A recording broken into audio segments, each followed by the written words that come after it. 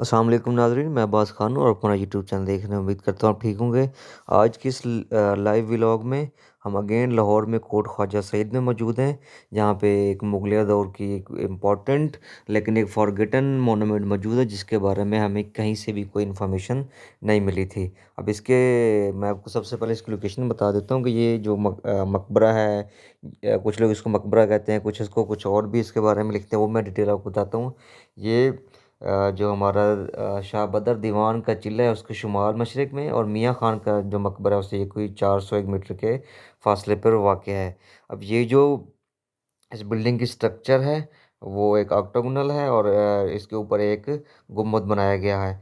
गुम्बद के अगर आप क्लोज़अप में देखें तो नीली और इस तरह डिफरेंट कलर्स की जो टाइल्स हैं वो यूज़ की गई थी, और लेकिन अब वक्त गुजरने के साथ साथ इसके ऊपर मिट्टी की और इस तरह की सारी तहें चढ़ चुकी हैं, और ये अब आहिस्ता आहिस्ता अपनी जो रौनक है वो खोता जा रहा है।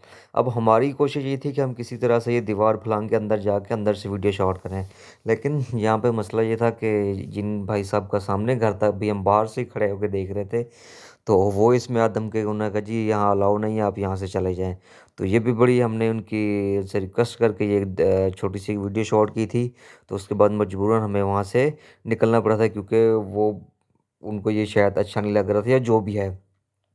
बहरहाल ये तो एक अलग चीज़ थी जो आई थी, तो मैं आपको बता दी थी। अब इसमें यह है कि एक तो ज़मीन से ऊपर हम स्ट्रक्चर देख रहे हैं, और एक इसके नीचे ज़मीन की प्लेटफॉर्म या एक उसमें तय खाना बना हुआ है, जिसके बारे में यही कहा जाता है कि इसके अंदर कोई कब्र है या किसी के बाकी कोई आसार हैं। लेकिन किसको यहाँ दफन किया गया इसके बारे में किसी को कुछ भी नहीं पता। हमारे जितने भी सैयद नूर चिश्ती हैं या बाकी जितने मौरख़ीन हैं, उन्होंने इसके ऊपर कुछ नहीं लिखा, सिवाय लतीफ़ के। उन्होंने लिखा है कि इस इलाके को या इस गुंबद को लोग रसूल शयून का मकबरा कहते हैं, क्योंकि सिखों के ज़माने में यहाँ पे सिखों का एक जो फ़िरका है शयून, उसके पैराकार यहाँ पे मौजूद थे। इसके अलावा उनके पास भी कोई इसकी डिटेल मौजूद नहीं है। अब देखने में तो ये मुग़ल एरा का ही कोई स्ट्रक्चर लगता है, लेकिन इसकी हालत इंतहाई बुरी है, आप लोग देख रहे होंगे, क्योंकि इसके लोगों ने इसके अंदर कूड़ा फेंकना शुरू कर दिया है। और हाँ, आर्कियोलॉजी डिपार्टमेंट ने यहाँ एक अच्छा काम ये किया कि पहले यहाँ लोहे का जंगला होता था, और एक कोई छोटा सा उन्होंने बोर्ड भी लगाया हुआ था। अब वो उन्होंने बोर्ड उतार के इसके आगे दीवार करके ऊपर तार लगा के अपनी ज़िम्मेदारी पूरी कर दी है।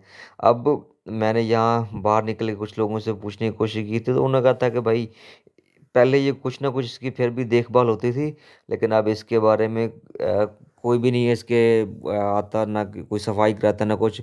उल्टा लोगों ने यहाँ इसको उनको एक कूड़े की जगह मिल गई है, वो हर चीज़ यहाँ अपनी कूड़े वाली या जो चीज़ें हैं वो यहाँ पे फेंक देते हैं। मैं अपने आर्कियोलॉजी डिपार्टमेंट से यही रिक्वेस्ट करूँगा, और आप लोगों से भी रिक्वेस्ट करूँगा, आप इस हम इसमें हमारा साथ दें, ताकि इसकी जो आइडेंटिफिकेशन है तारीख से, जो हमारे तारीख के दोस्त हैं वो इसको फाइंड करें, और जो इसका एक शनाख्त है वो हमें दुनिया के सामने लानी चाहिए।